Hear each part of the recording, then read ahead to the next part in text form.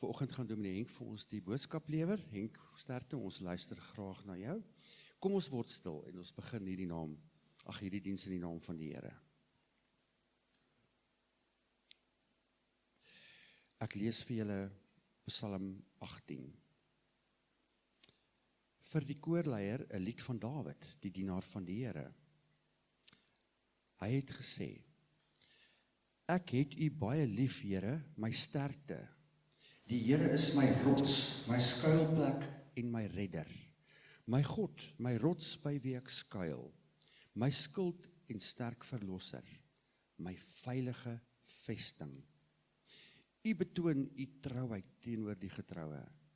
Opregtheid teenoor die opregte. Reinheid teenoor die reine. Maar u verwerp die huigelaar. U red die verdrukte volk. U verneder die trotse. Ek het u baie lief, Here, my rots, my skuilplek en my redder. Gemeente, ek groet in die naam van die Vader en die Seun en die Heilige Gees. Kom ons staan, dan sing ons van hierdie Here wat ons rots, ons sterkte en ons vesting is.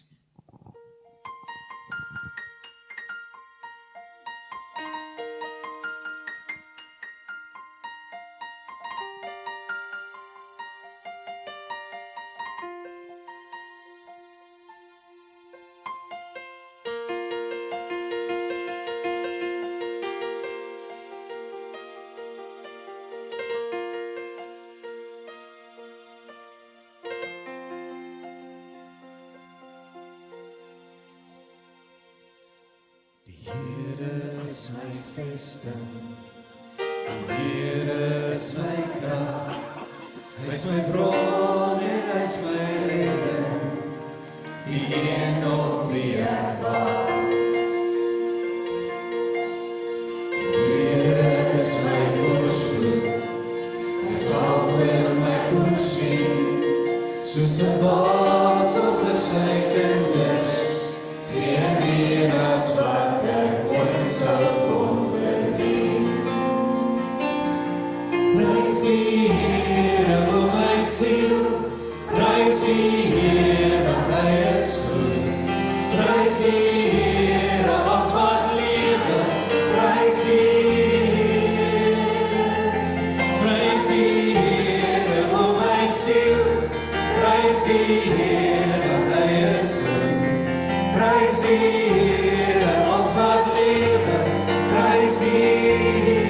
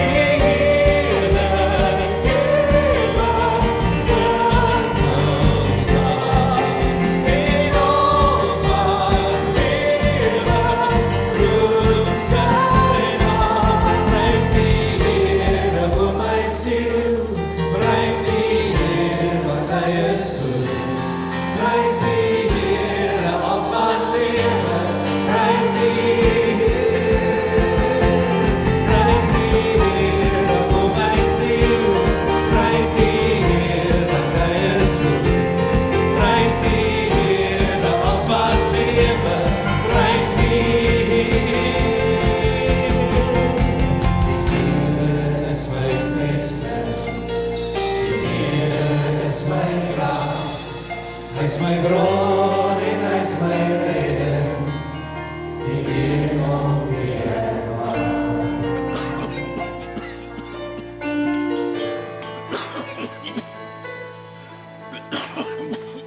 As ek drie vir drie jy lewe gee, is daar een ding wat ek weet. Is die een in my wat lief kan kry, die lewe om te gee. Een losse mond van het God in my. Die is die vaste rots wat ewig sal bly staan. Die is die bron van ons wat goed is waar ek gaan. In die genade woord opvind ek rust. Werkelose lief is wat ek elke druppel in die koue hoes, weet ek kom van U. As die wind en weer my sal verwoes, kyk ek steeds na U. Want laat sy hoop so mooi van die God in my. U is die vaste rots wat ewig sal bly staan. U is die bron van ons wat goed is waar ek gaan. In die genade woord opvind ek rust. Werkelose lief is wat ek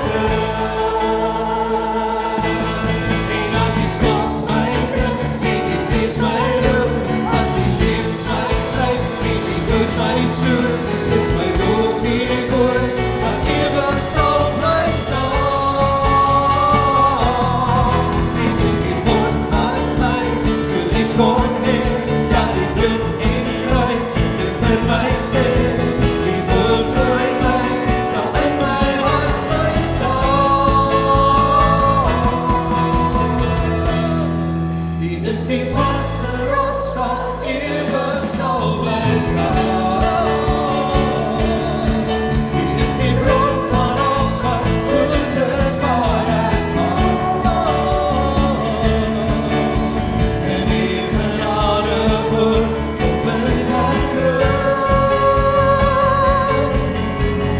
Werkelose lief is wat ek werkelose lief is wat ek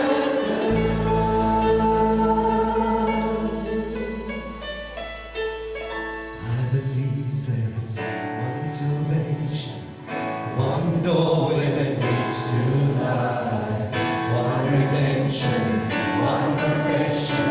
I believe in the name of Jesus Christ.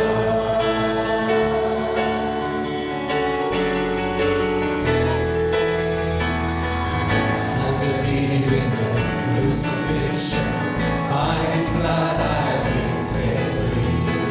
I believe in the resurrection, hallelujah, His life is still free. Oh praise to God the Father, all praise to Christ the Son, all praise to the Holy Spirit. Our God has overcome. The King who was and is and evermore will be.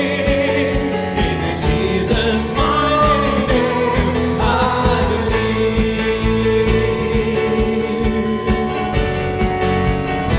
I believe, I believe.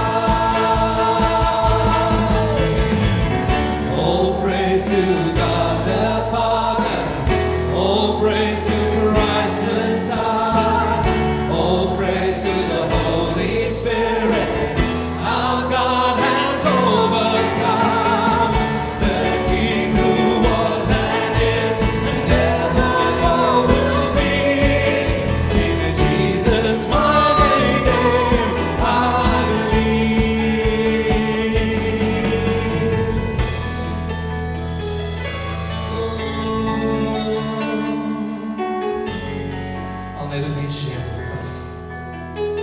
No, I'll never be ashamed of the gospel of Jesus Christ. How could I ever walk away from the one who saved my life? No, I'll never be ashamed of the gospel of Jesus Christ. How could I ever walk away from the one who saved my life? No, I'll never be. No, I'll never be ashamed of the gospel of Jesus Christ. How could I ever walk away from the one who saved my life? All praise to God our Father. All praise to Christ the Son. All praise to the Holy Spirit. Our God has overcome. The King who was and is and evermore will be. In Jesus' mighty name I believe. Oh, praise to God. All praise to God our Father. All praise to Christ the Son. All praise to the Holy Spirit. Our God has overcome. The King who was and is and evermore will be. In Jesus' mighty name I believe. In Jesus' mighty name I believe.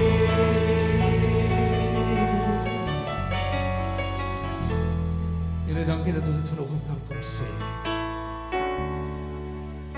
In Jesus' mighty name I believe. All praise to God our Father. All praise to Christ the Son. All praise to the Holy Spirit. Dankie Here dat ons ook so vanoggend uit Psalm 18 kon hoor en weet U is ons krag, U is ons vesting. U is ons rots, die een op wie ons bou, die een op wie ons staan.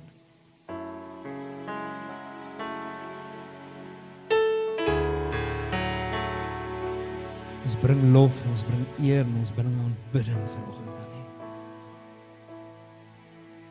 Die hoogste lof kom U toe.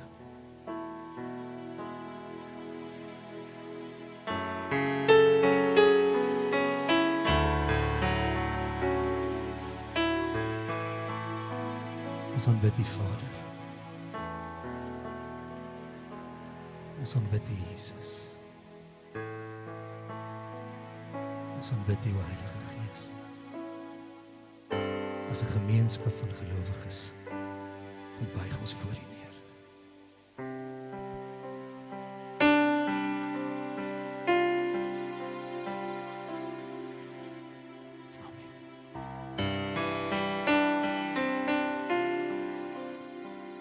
Kom o Skepper Gees, lewend morgenlicht,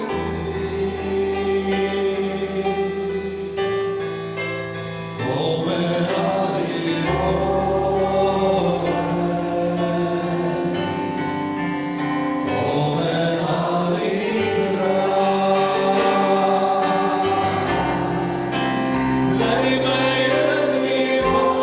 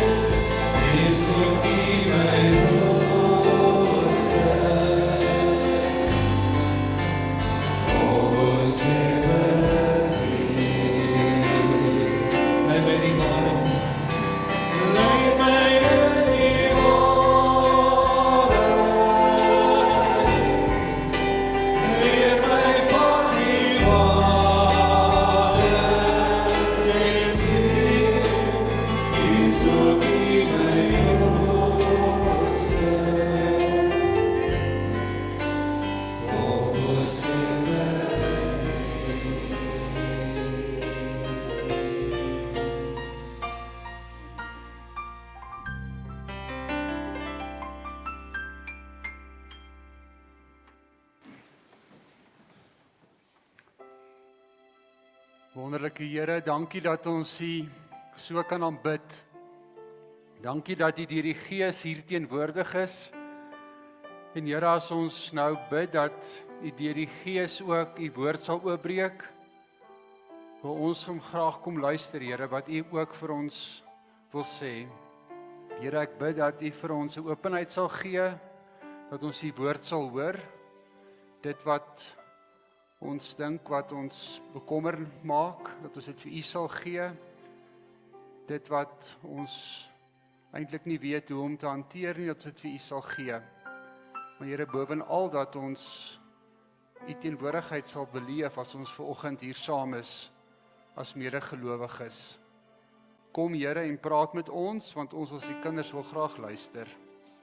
Amen. Geliefdes, ek wil jou vra om jou Bybel so lank oop te maak by 1 Korintiërs hoofstuk 12. Ons gaan nou daaruit saam lees. As jy dalk nie onlangs hier by ons ingeskakel het nie, sal jy weet, of as jy lanklaas hier was, kom ek sê dit eerder so, is ons besig met 'n reeks oor die geloofsbelijdenis. En ons is besig aan die einde se kant toe te staan, en vanoggend staan ons stil by ek glo aan 'n heilige algemene Christelike kerk, die gemeenskap van die heiliges. En dit is 'n baie interessante tema ook vanoggend wat ek graag met jou wil deel, en iets wat ons baie keer net so verby sê.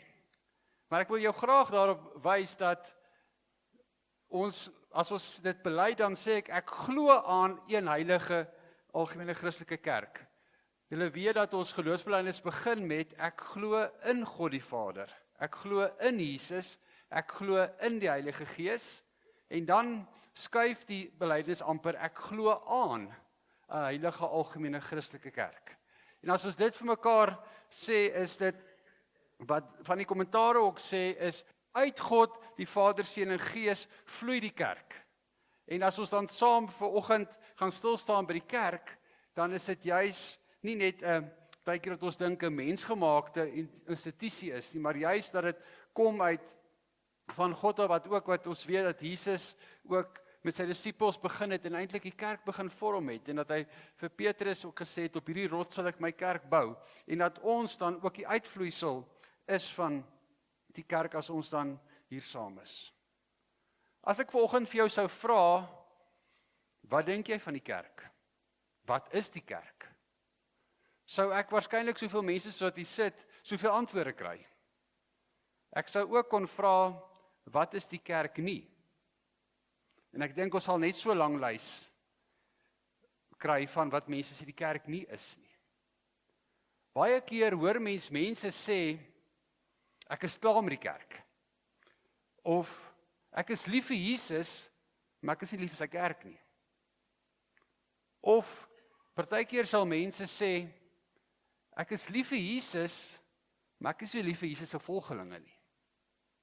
Of, ander mense sal sê, maar dit wat die kerk sê, en wat die mense doen, is twee verskillende goed.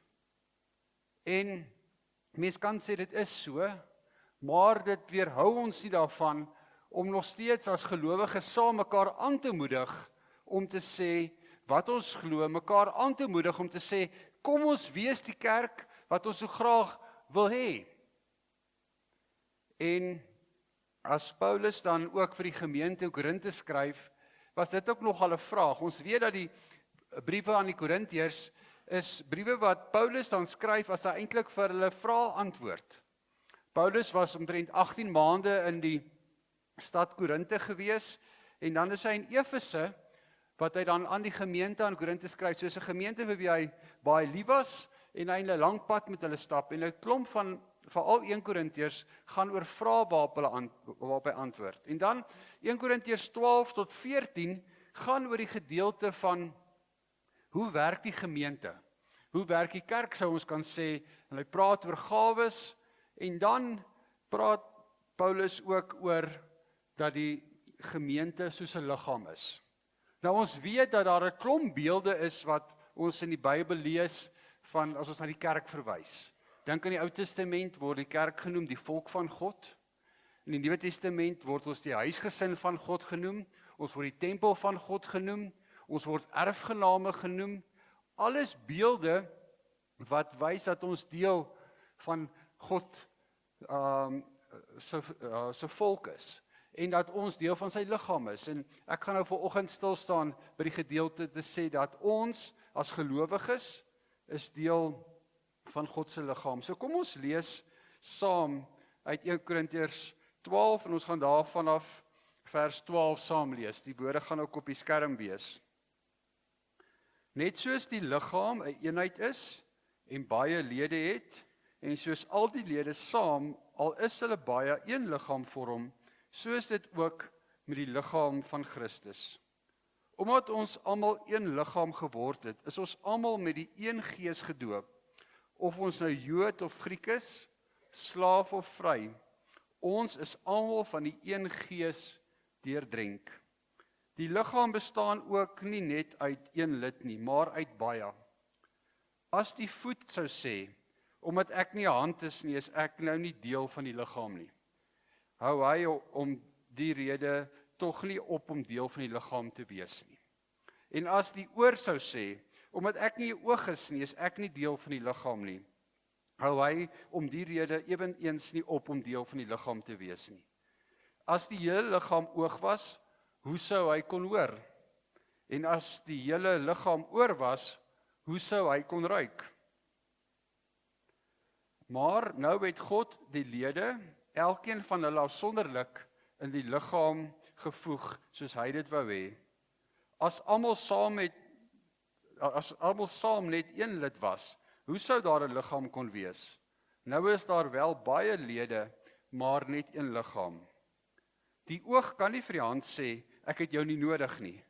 Die kop kan weer nie vir die voete sê, ek het julle nie nodig nie. Inteendeel, die lede van die liggaam wat as die swakste voorkom, is juis noodsaaklik.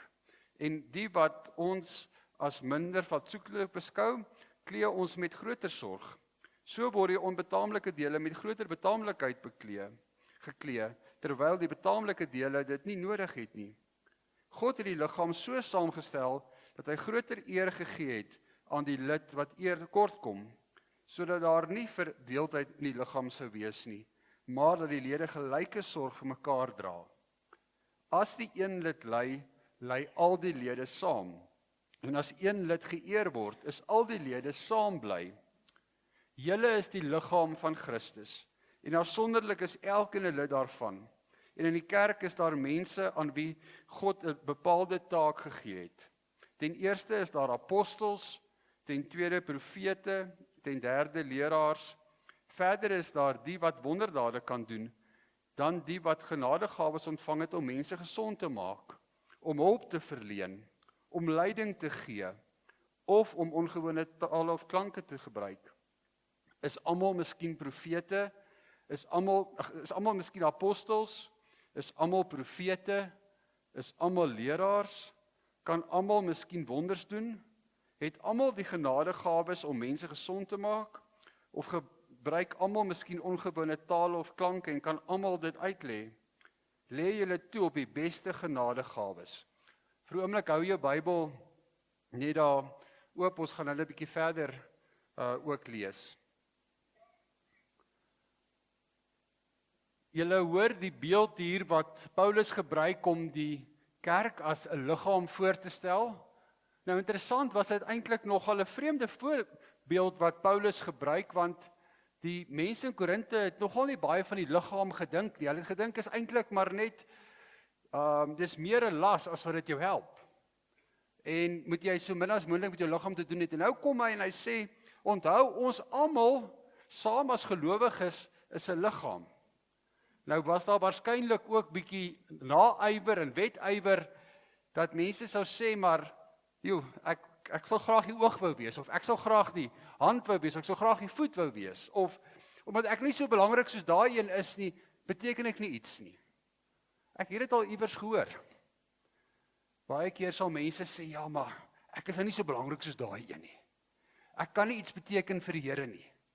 En eintlik wil Paulus hier kom, en hy sê bietjie vroeër daar in vers 7, aan elkeen afsonderlik het die Here 'n gawe gegee. Vir elkeen van ons is 'n belangrike deel van die liggaam.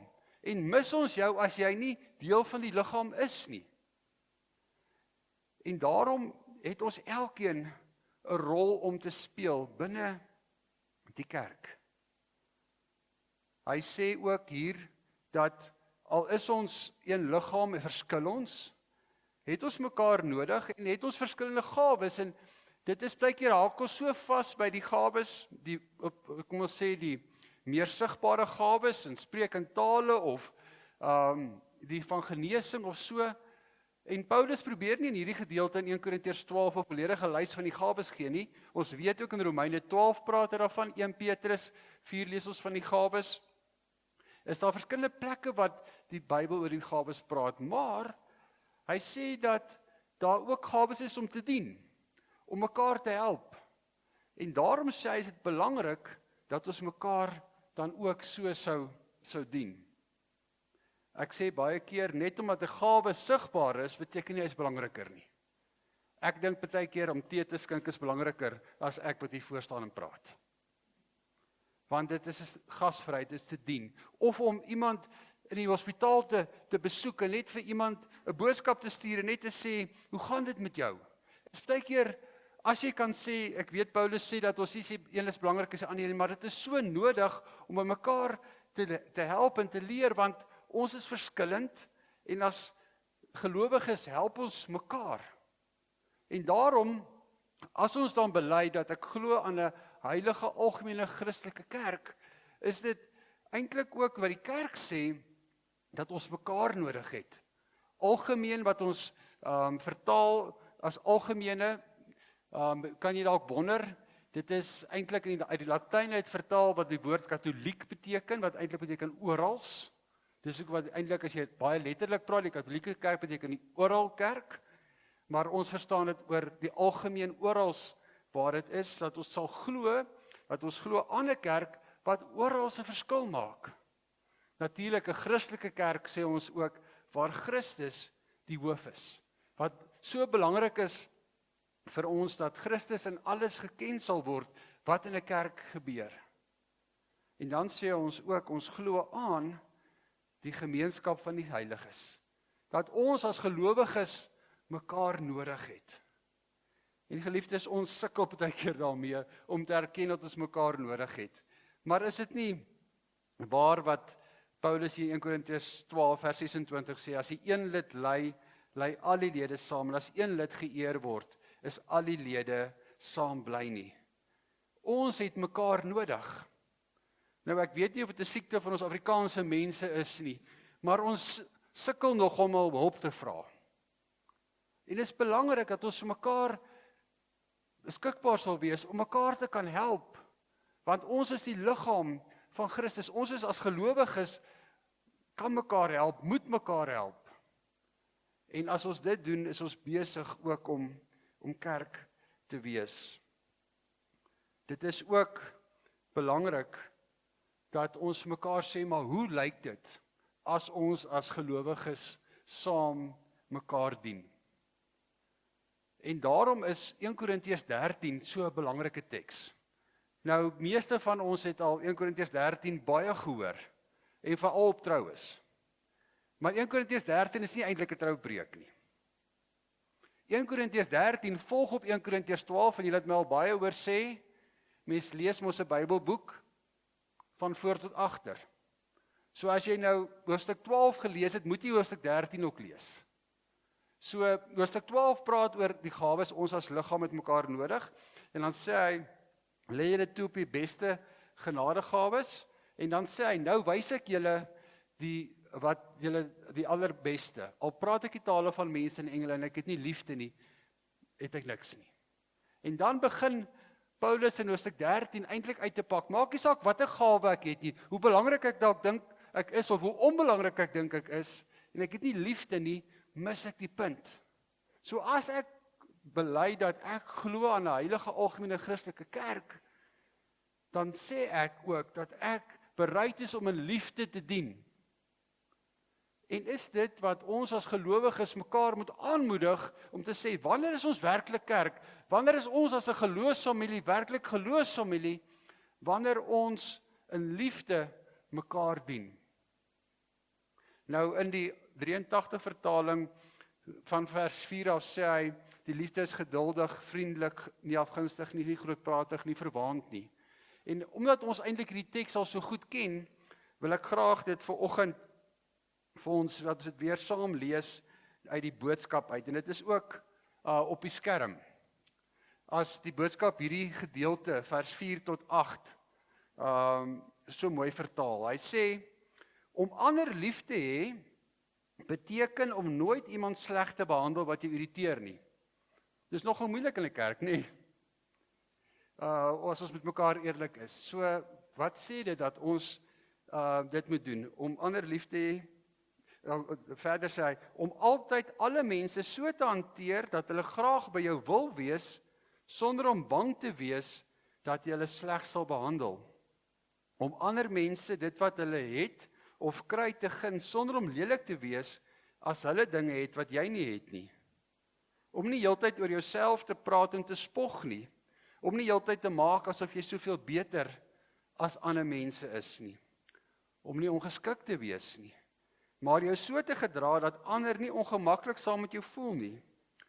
Om nie net heeltyd aan jouself en jou eie voordeel te dink nie. Om nie somme vir niks kwaad te word nie. Om nie elke liewe dingetjie wat iemand verkeerd doen te onthou, sodat jy hom kan terugkry nie. Maar liefde het ook grense. Liefde kan nooit kant kies vir dinge wat verkeerd is nie. Net so sal liefde altyd net bly wees oor dit wat regtig gebeur soos God dit bedoel het. Liefde beskerm waar mense beskerming nodig het. Liefde glo altyd die beste van ander mense en verwag dit ook van hulle. Liefde het ook geen einde nie. Liefde is nie iets wat 'n mens kan opgebruik en dan sê, dis klaar nie. Hierdie laaste frase van die vertaling sê, liefde is nie iets wat jy kan opgebruik en sê, dis klaar nie. Want God se liefde is nooit klaar vir ons nie. So as ons as kerk en as gemeente, as geloofsfamilie mekaar dien, moet dit uit 'n plek van liefde kom. Dat ons mekaar so sal dien en die ekstra myl sal stap, so vreugde sal beleef om saam dit te doen. Is dit altyd maklik? Nee. Is dit ons verantwoordelikheid om dit te doen? Ja. Net soos in 'n kerk, of as ek aan 'n gemeente dink ek maar aan 'n familie. Ek weet nie van julle familie nie, maar of ek dink, kom ek maak die aanname, ons familie ook, het so een oom of tannie, wat maar baie moeilik is. Nee, ek gaan julle nou nie vra om iets daaroor te sê nie. Maar almal weet, daai oom of tannie is daar maar regtig baie moeilik. En tog, as oom of tannie nou te kere gaan, of oor wat ook al, dan bly sy of hy nog steeds deel van die familie. Jy kan nie sê, omdat oom nou dit gesê het, of omdat tannie nou dit gesê het, is julle nie meer deel van die familie nie. Van nou af, is julle nie meer deel van die Van Rensburgs nie. Klaar. Dit werk ongelukkig nie so nie. En in 'n gemeente ook nie. Daar is soms 'n oom of 'n tannie, wat ook ongelukkig is, maar dat ons mekaar kan dien. Dat alles nie altyd is soos ons dit wil hê nie. Maar dat ons mekaar sê, kom ons as liggaam, aanvaar ons mekaar, stap ons saam die pad, doen ons wat die Here van ons vra om in liefde te leef. En daarom is dit so belangrik dat ons sal aanhou moeite doen met mekaar, geliefdes, om juis mekaar te help op hierdie pad. En as ons dan sê dat ons glo ook aan die gemeenskap van die gelowiges, of die gemeenskap van die heiliges, het ons 'n verantwoordelikheid om mekaar aan te moedig. Ek hoef jou nie baie te vertel dat dit swaar gaan met mense nie. En een van die goed wat ek lees, dat mense sê dat alleenheid is eintlik 'n groter siekte as kanker in ons samelewing. Mense is alleen. Die Amerikaanse geneesheer-generaal, of een van die voriges, so 2-3 jaar terug, het 'n boek geskryf met die titel Loneliness. En hy noem dit 'n pandemie. Dit was nog voor COVID. 'n Pandemie van mense wat alleen is. En wat hy dan sê, wat ek graag sou wou sê, as mense so alleen is, het ons as kerk en as geloofsfamilie die verantwoordelikheid om mekaar te help, as liggaam mekaar aan te moedig en te kan help. Een van die ander boeke wat ek van kennis geneem het, praat van The Three Pieces of Glass, Why We Feel Lonely in a World Mediated by Screens. Eric Jacobson geskryf, en hy sê, wat ons alleen maak, noem hy 3 skerms. Hy sê die eerste skerm, wat ons het, is ons selfoonskerm. Maak ons baie alleen. Hulle sê gemiddeld vat 'n persoon 2500 keer aan jou selfoon per dag. Ek weet die ouers kyk nou vir die tieners, ons is net so skuldig. Nee, hulle sê as jy 'n power user is, tot 5000 keer 'n dag, wat jy aan jou selfoon vat. So, dit maak jou alleen. 'n tweede skerm, wat jou alleen maak, is jou TV-skerm. Gemiddeld kyk mense 2,5 uur per dag televisie. En dit maak jou alleen. Jy dink dat jy baie keer ook net ek wil net alleen wees, maar dit maak jou meer alleen as wat jy besef. En die derde een is jou windskerm in jou kar. Hoe baie jy in die kar is. Dit maak jou ook alleen. Baie van ons ry Johannesburg toe en so baie tyd uit die aard van jou werk, maar wees net bewus daarvan. So ek maak nie 'n waardeoordeel nie, maar doen moeite om in gemeenskap te wees. Want ons is gemaak vir mekaar. Ons moet saam in gemeenskap leef. In Engels praat dit to be in community. En dan community, is 'n ander woord, dieselfde wat hy kan is communitas. Wanneer mens saam swaar kry, is dit ook dat mens saam 'n gemeenskap, 'n gemeenheid het om saam te kan groei. En daarom is dit belangrik as Paulus hier sê vir ons in 1 Korintiërs 12.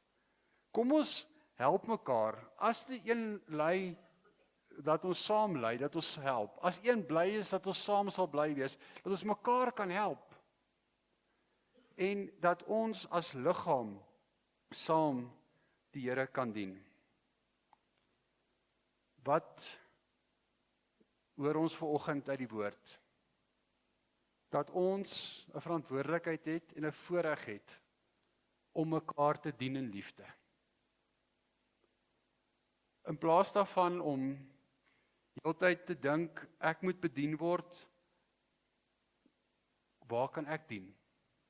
Dat ek die een kan wees, die gemeente kan wees, die persoon kan wees, wat 'n verskil maak.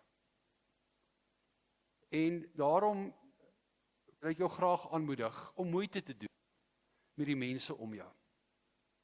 Ja, dit is, baie keer voel dit vreemd, om dalk met 'n vreemdeling te praat, maar begin klein, begin met mense wat jy ken.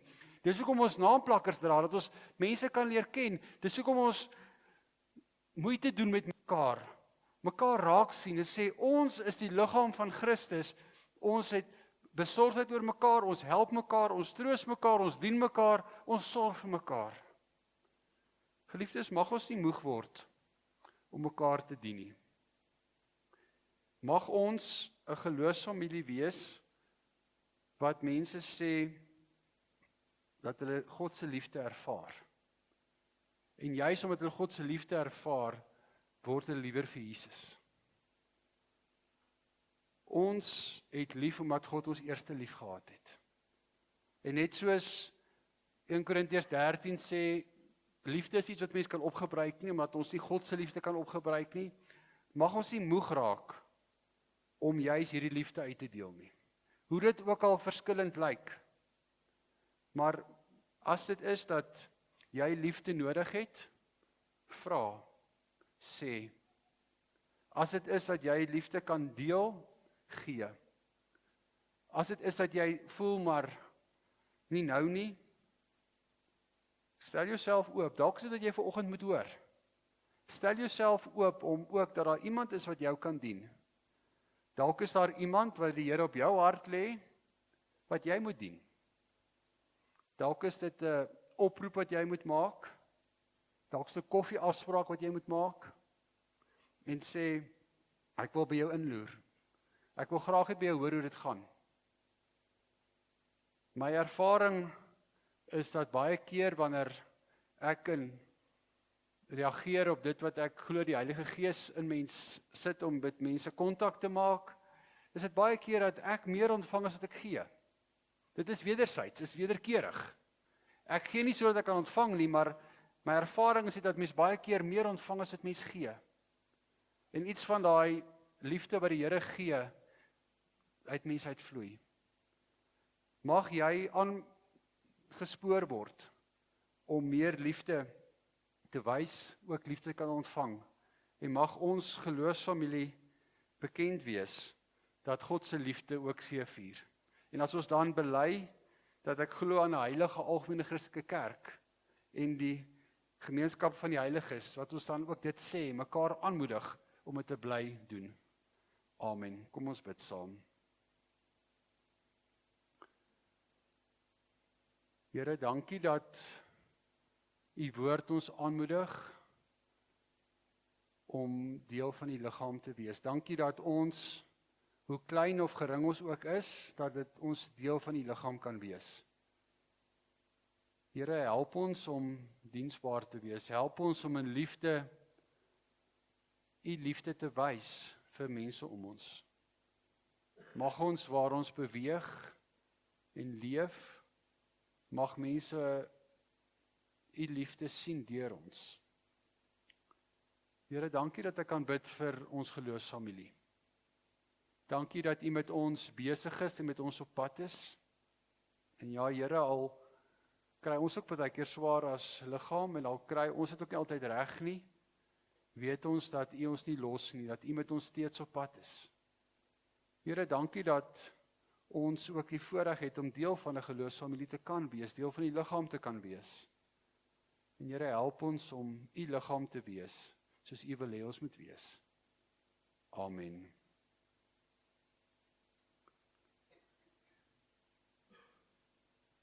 So, nou vir ons huisgeloof is ons besig ook om die geloofsbelijdenis saam op te sê met ons handgebare.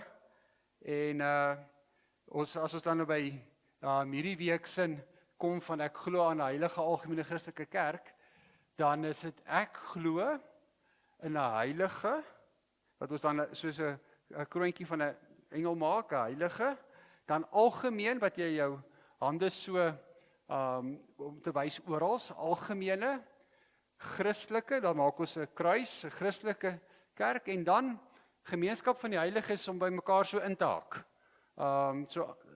Net om te sê dat ons mekaar kan inhaak, dat ons mekaar nodig het. Goed, so ek glo aan 'n heilige, algemene, Christelike kerk en die gemeenskap van die heiliges. Goed, kom ons staan en dan doen ons hom van die begin af saam.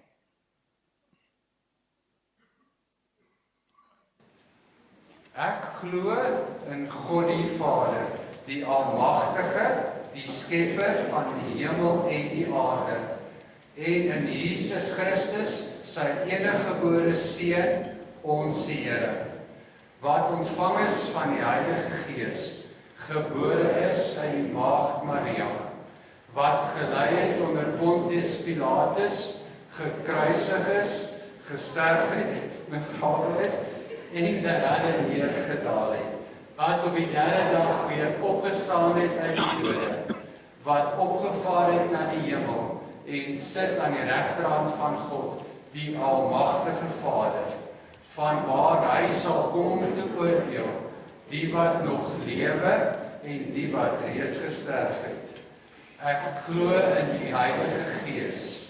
Ek glo aan 'n heilige, algemene, Christelike kerk, die gemeenskap van die heiliges, die vergifnis van sondes, die opstanding van die vlees, en die ewige lewe.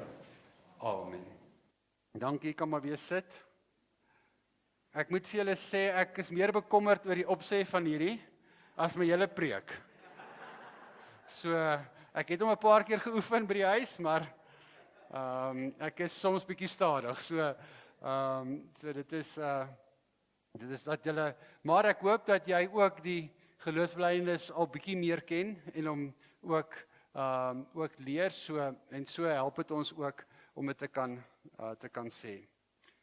Geliefdes, ons is daar ook aan einde van September, begin van Oktober, wat ook ons dankie sê maand is, en ons wil jou graag uitnooi om in hierdie tyd ook vir die Here ook dankie te sê, wat ook bekend staan as ons 10de maand dankoffer, maar ook ons dankie sê maand, wat jy in hierdie tyd ook vir die Here dankie sal sê, en ook dit ook wil bydra, om ook so vir ons geloofsfamilie ook te kan gee, en ek wil graag om jou te herinner daaraan, wil ek graag sê, ons gaan nou die dankoffers opneem, maar dan wil ek ook vra dat julle een per gesin sal vorentoe kom, en dan so sakkies kom haal. So, dis 'n sakkie met ek wil sê met munte in, maar dis sjokolademinte.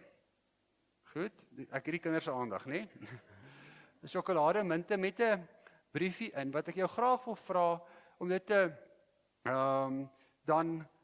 dit te lees ook, en dan daarin, as jy dan die sakkie terug te bring, het sy met 'n bydra wat jy wil gee, of 'n briefie wat jy vir die Here in dankie sê, in hierdie sakkie, of 'n EFT, 'n bewys van betaling ook wil insit, om dit te sê, dan van volgende Sondag af, gaan ons geleentheid gee waar jy dan kan bring in die tyd ook, wat nou voorlê gedurende Oktober ook. So, hieronder is dan van hierdie sakkies, en daarbo sal daar ook sakkies wees vir die mense wat op die galery sit. So, ek wil graag vra vir 'n paar vrywilligers om ons te help met die opneem van ons dankoffers asseblief, en dan, terwyl die dankoffers ook opgeneem word, is julle welkom om hier van te kom haal, of dan na die diens ook hier voor te kom haal, is julle meer as welkom.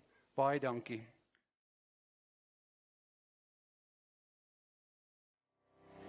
Kom ons bid saam. Here, dankie dat ons vir U kan dankie sê vir die voorreg om te kan gee. Dankie dat U ons oorvloedig seën en vir ons soveel meer gee as ons ooit kan bid of dink. En Here, as ons dan ook onsself vir U gee en ook ons dankoffers gee, wil ons bid, Here, dat U dit ook sal gebruik tot uitbreiding van U koninkryk, dat U liggaam ook gedien sal word.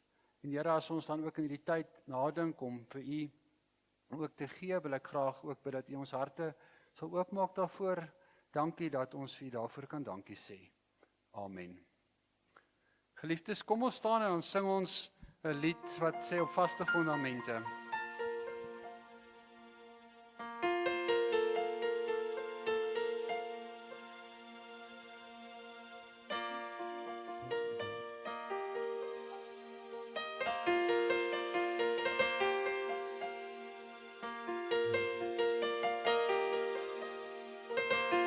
Kom ons sing. Op vaste fundamente het God sy kerk gebou.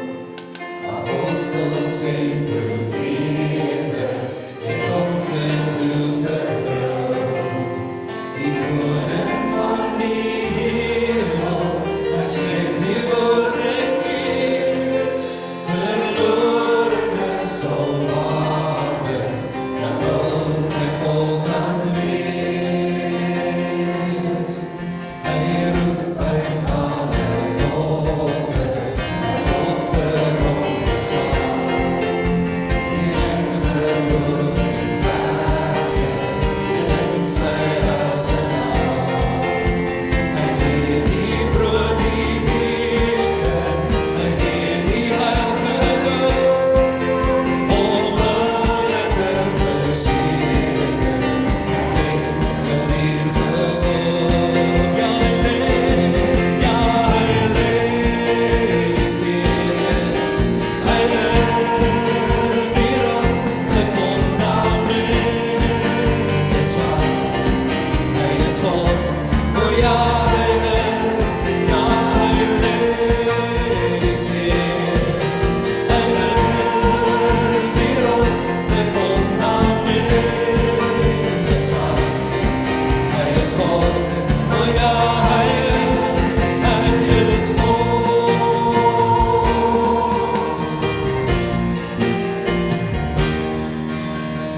Geen skryf in ons harte, dat ons dit nooit vergeet. Al weinig ons die skade, al martel ons die Heer. Die pijn van ons verlosser, sy vergezichte oor, in 'n verwarde wêreld, in die vaste hoop. Ja, hy leef, is die Heer. Hy is die rots, sy fundament is vast. Hy is God, o ja, hy leef, is die Heer. Hy is die rots, sy fundament is vast. Hy is God, o ja, hy leef, is die Heer. Hy is die rots, sy fundament is vast. Hy is God, o ja, hy leef, is die Heer. Hy is die rots, sy fundament is vast. Hy is God, o ja, hy is God.